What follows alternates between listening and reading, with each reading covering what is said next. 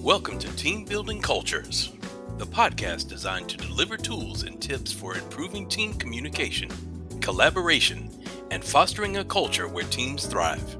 Now, here's your host, Beverly Hathorn, owner of Strategic HR Consultants.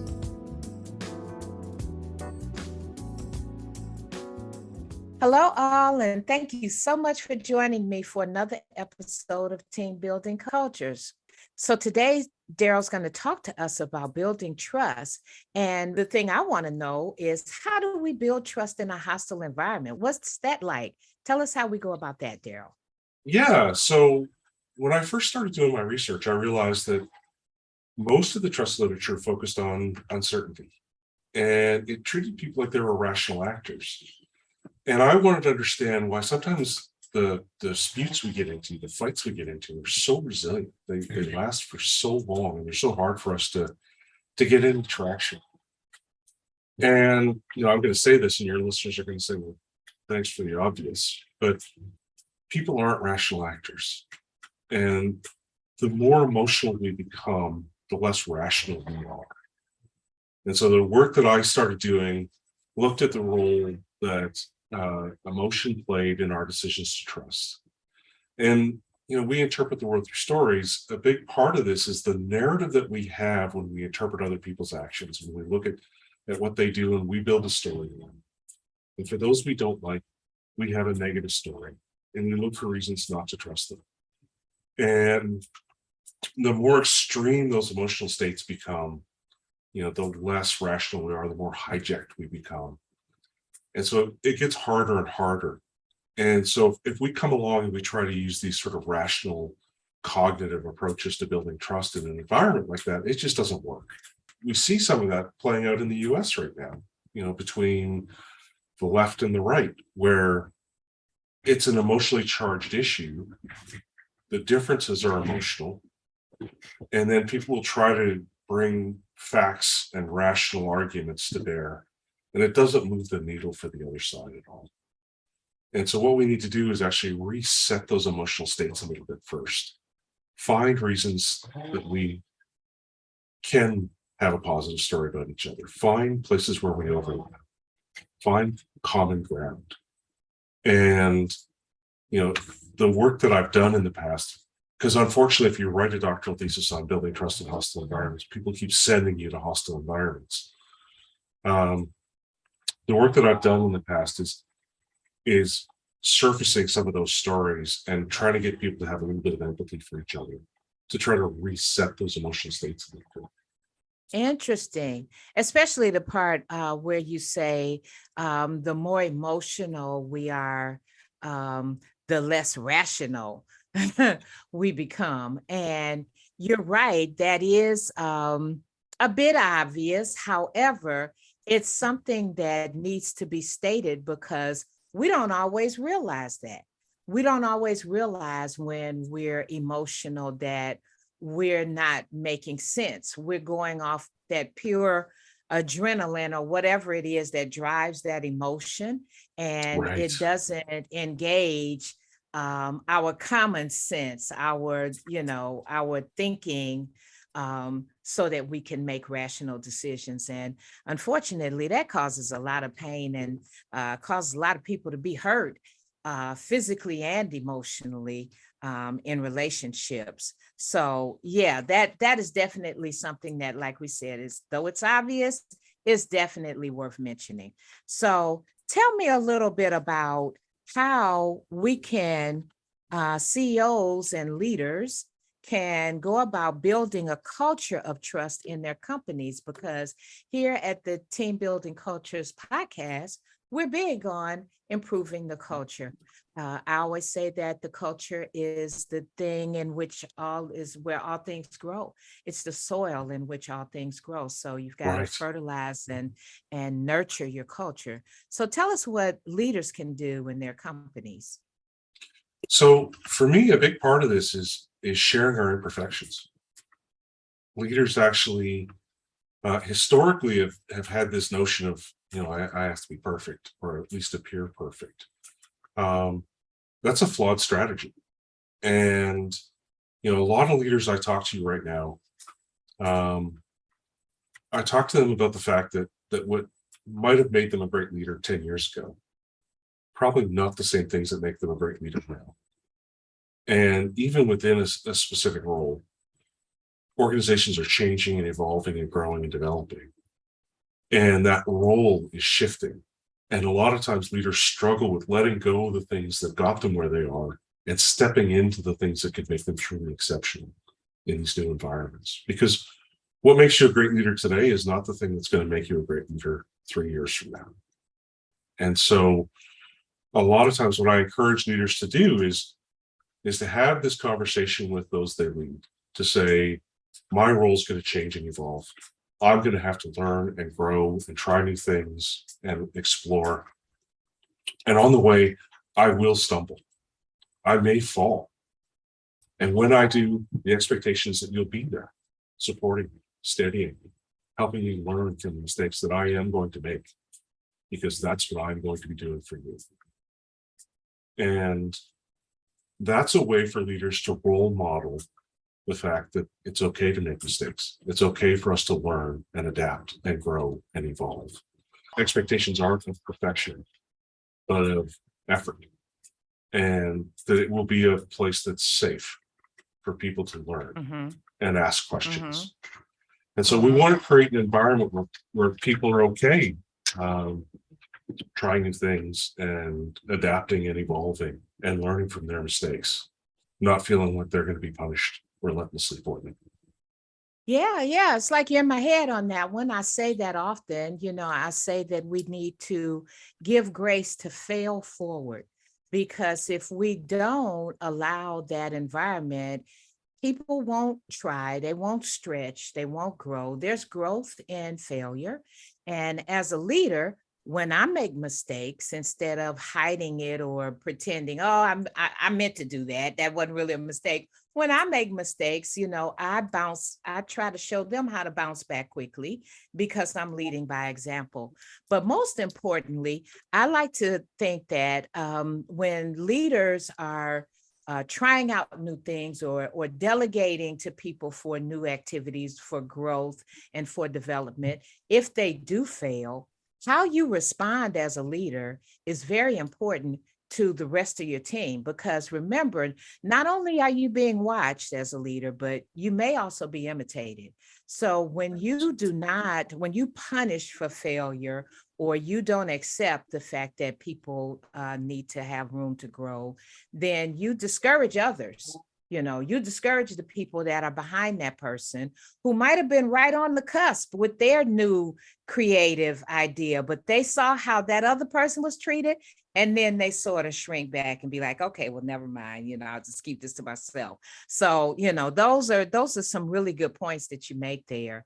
That, we need to provide an environment where employees can try new things, fail, and grow from that, and then hit it again, give it another shot.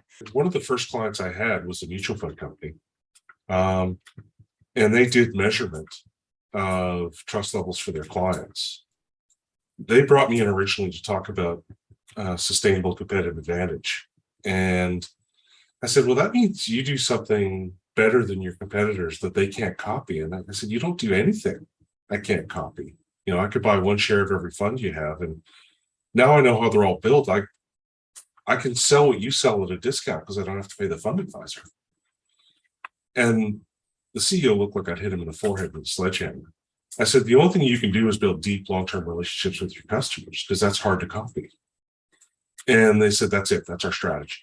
And so for 18 months, I first developed the workshop based on my doctoral thesis, and then trained everybody within the organization.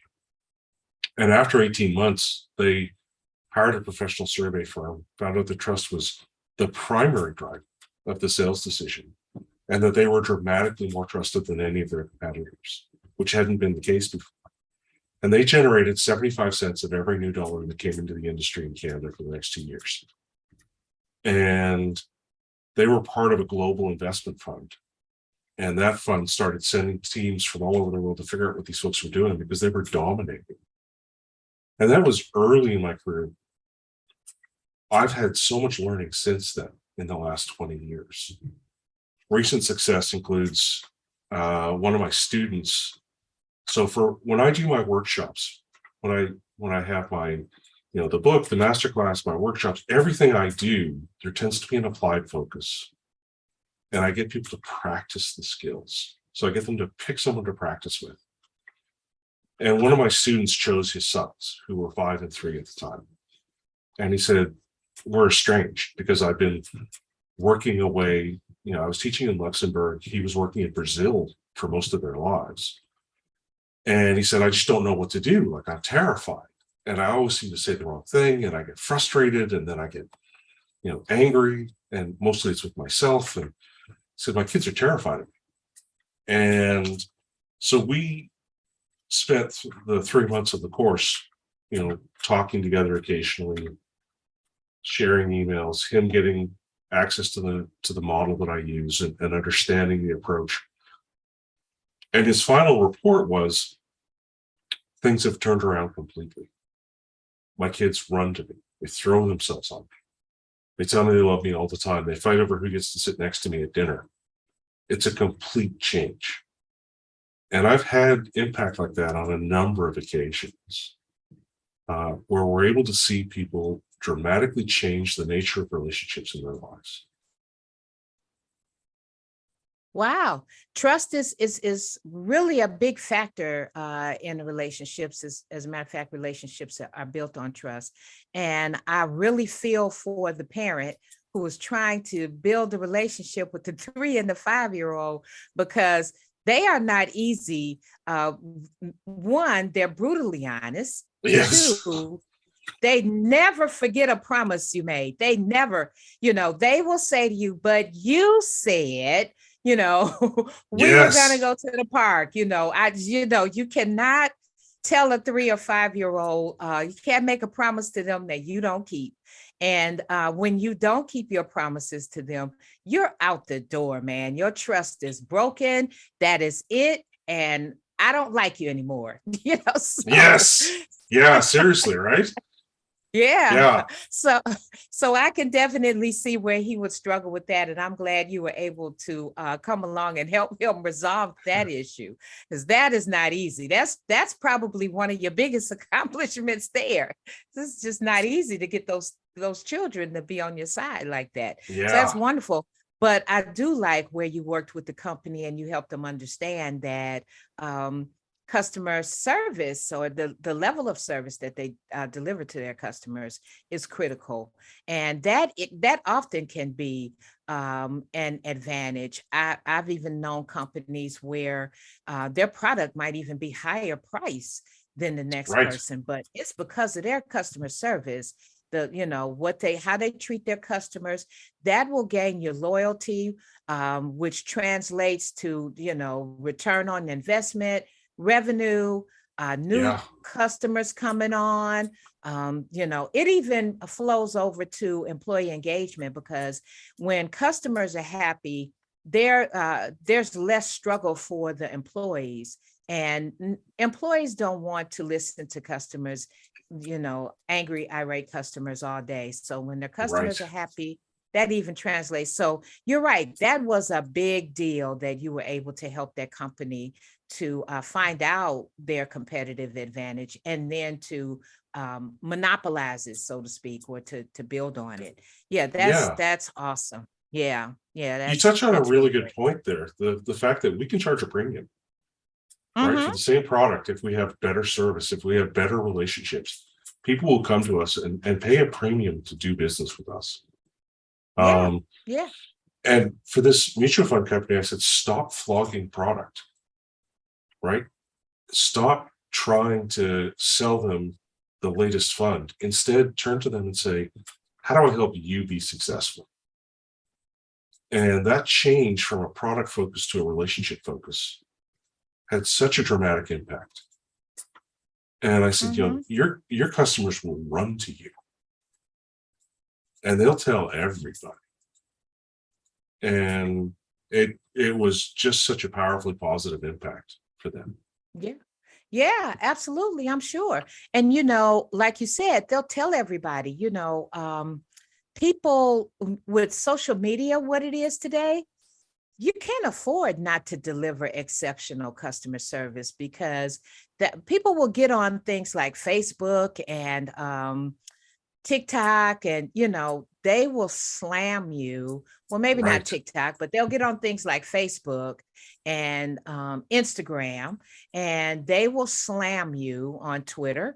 And then other people will chime in and say, yes, I had the same experience. And before you know it, you've got a whole discussion about how bad your service is.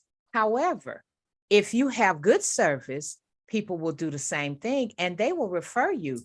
How do you get that good Yeah. service? It's right back to what you're talking about, is building those teams with high trust levels, with strong cultures, where people are happy to be there, they're engaged, they believe in the organization.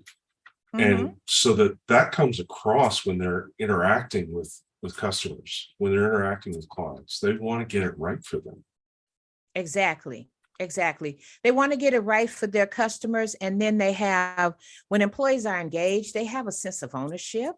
And just like anything else that you own, you're going to, give it the utmost care.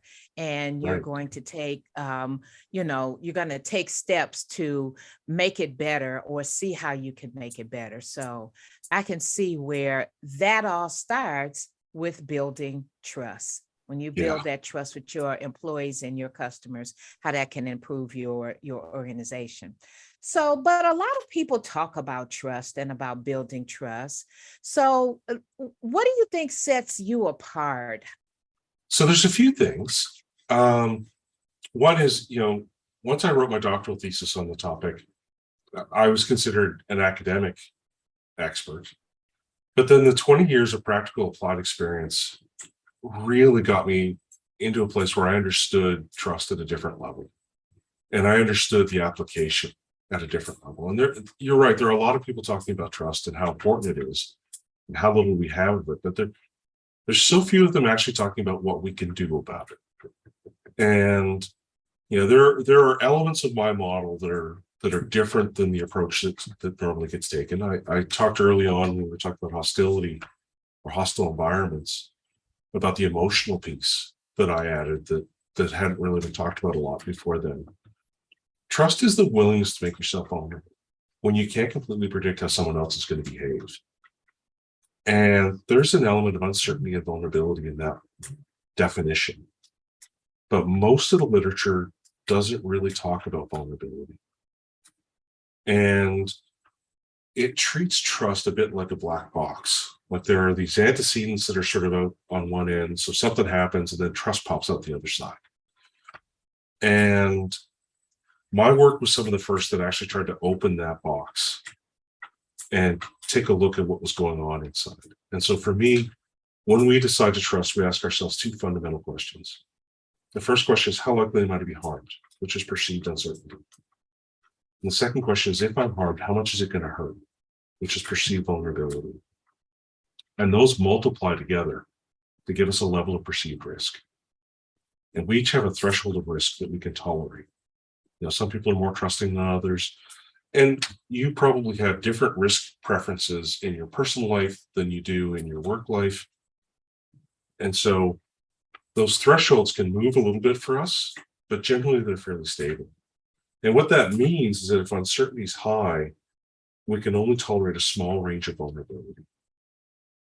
And as our relationships get deeper, the amount of uncertainty we're experiencing starts to shrink. The range of vulnerability we can tolerate starts to grow. And so what I talk about is, where does uncertainty come from? How do we take steps to reduce it? Where does vulnerability come from for the other person? How do we take steps to understand that and help them minimize it? How do we understand the emotional experience that they're having, whether it's positive or negative, and intervene there? And then how do we manage perceptions of outcomes? Because you and I can have exactly the same experience and have a different perception of what just happened, right? We have a different story, different experiences. And so how do we create a shared narrative that makes sense for everyone? And so I talk about 10 levers that we can pull. what I do is I systematically walk people through, here are 10 levers that you can think about. And now here's how to pull them. Because we all have the ability to build trust. Some are just better than others. And so those who aren't very good have a lever that they pull. And they pull it over and over again and hope that it fits.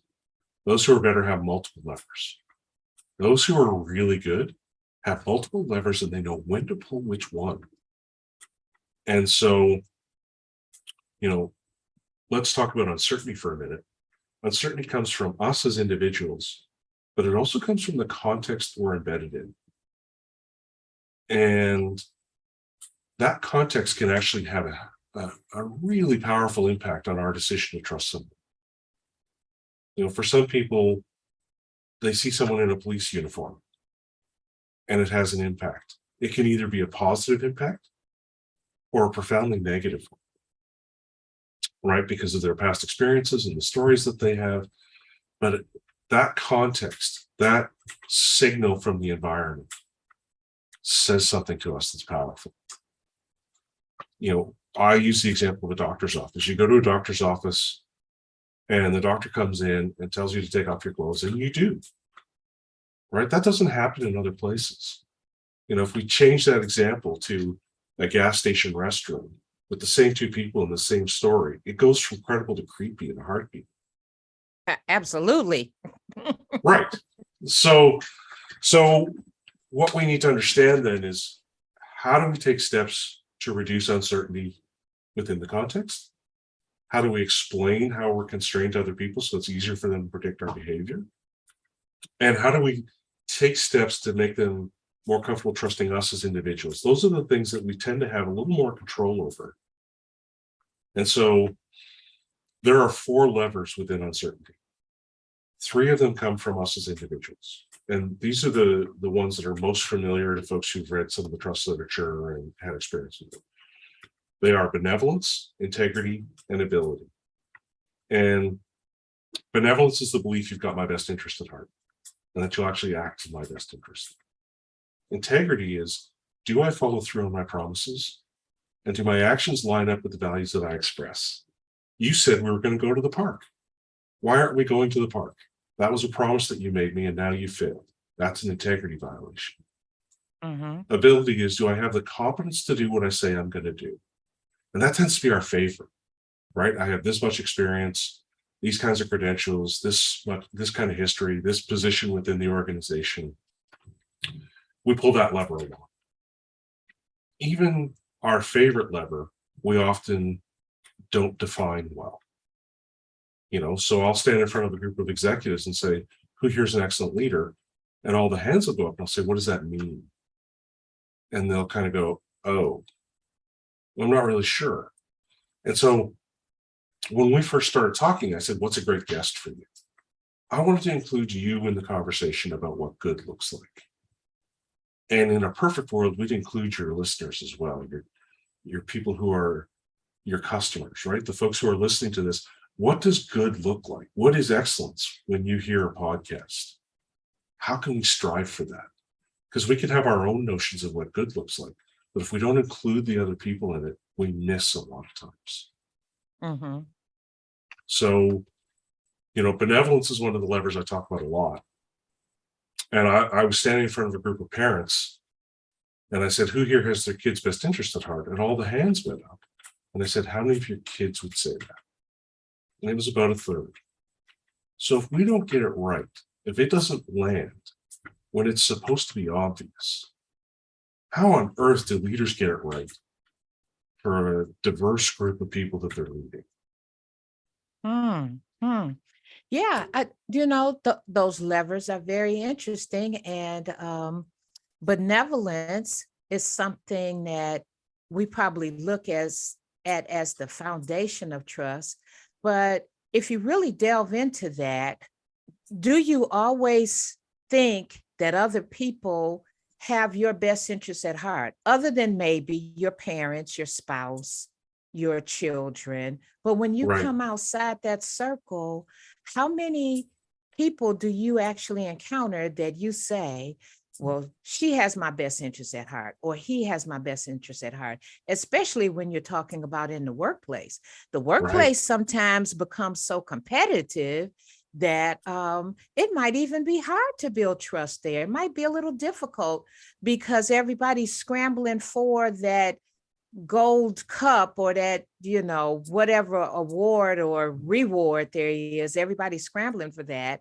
So yeah, I think benevolence is something that we really need to think about and definitely look at. When you speak about trust, we all think of integrity and, things like that, like you're going to keep your word and you're honorable. But do you have my best interest at heart?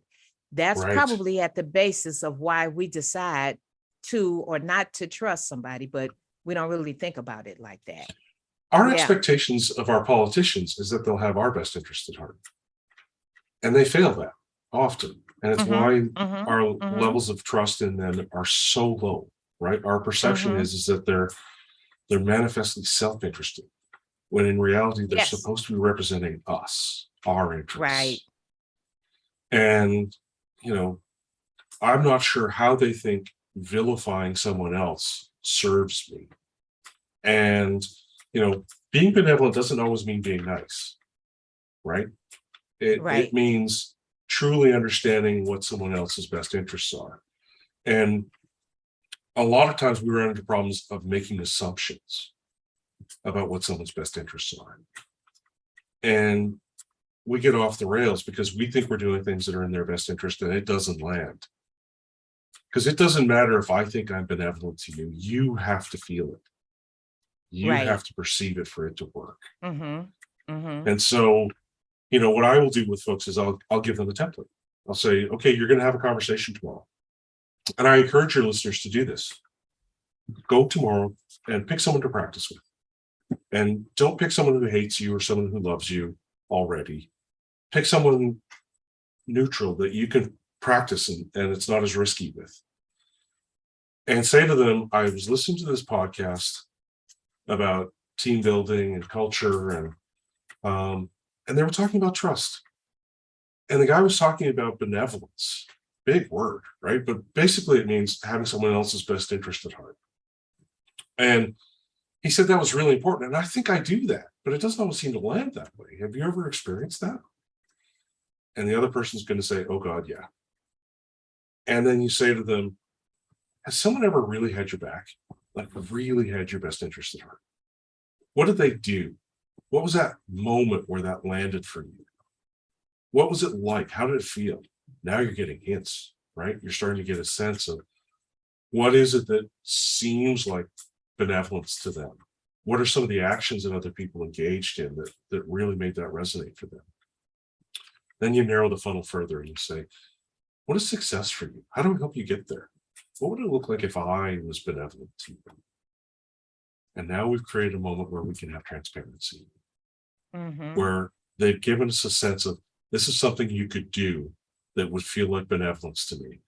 And so then a week later or a month later or a year later, when you're thinking about that and you say to them, you remember when you told me that this is what success meant for you? This is me trying to help you get there.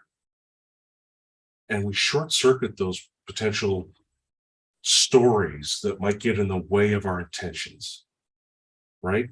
We make it clear and transparent. I was thinking about you in this moment, and it wasn't an accident. That's how we start to pull that benevolence lever.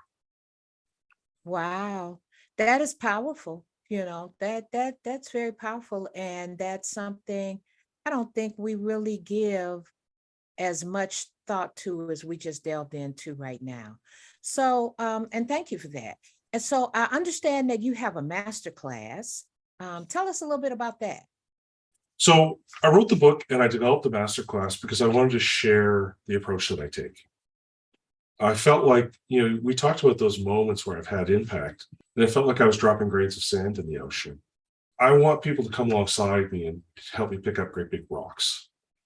And so in the book and in the masterclass, I really try to outline the whole model and describe a number of the different levers and how to pull them. And so there's role plays included. There's exercises that people can engage in, like the conversation that I just talked about with benevolence. There's practical applied advice. And the nice thing is that they can go back over it again and again to make sure that they've got it, that it makes sense to them. And so it's intended that people will use the book and the masterclass together. And it's almost like a step-by-step infusion into understanding trust better and being able to have a practical applied approach, because it's a skill that we can all build. We can all build trust. Some are better than others. We can all get better at it. And so that's what the intent of the masterclass and the book are, is to help people become more aware and to give them a sense of how to pull these levers.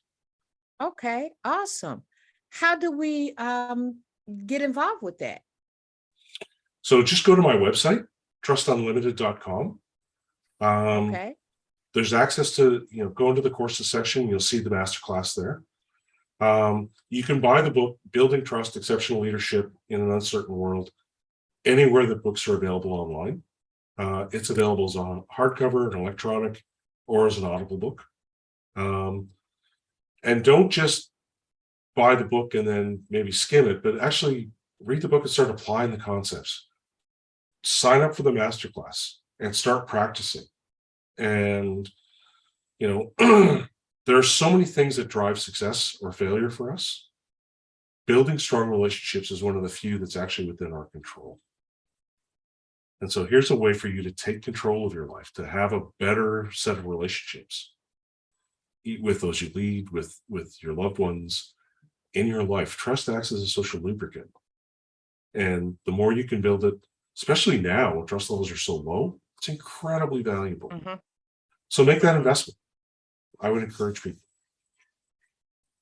Absolutely. I think it sounds like a wonderful investment. And as you mentioned, when it comes to trust, we can all get better, to learn how to evoke trust so that others trust us, but also learn how to trust one another, better. Sometimes disagreements and problems result from a lack of trust that's perceived, not even real, it's just perceived that there's no benevolence there, or it's just perceived that you lack integrity or whatever. So, I'm sure that there's a lot that we could glean from your masterclass in the book. And this has been an eye-opening conversation for me and probably for some of my listeners. So I definitely thank you for putting trust in a different perspective for us, because now it looks different. Doesn't look like it did before we started this conversation. So good. Thank you. And there's things you so can do much about for it. that. Yeah. There's things you can do about it. So thank you so much for joining me today, Darryl. I really appreciate your time and you sharing your expertise in that area. And I'm sure that my listeners will also get a lot from this conversation and have enjoyed this conversation as well. Thank you so much for having me. Thank you. Have a great rest of your day. You too. Thank you for tuning in to another episode of Team Building Cultures. We hope we have delivered helpful and enlightening information to help you create your dream team. Join us next time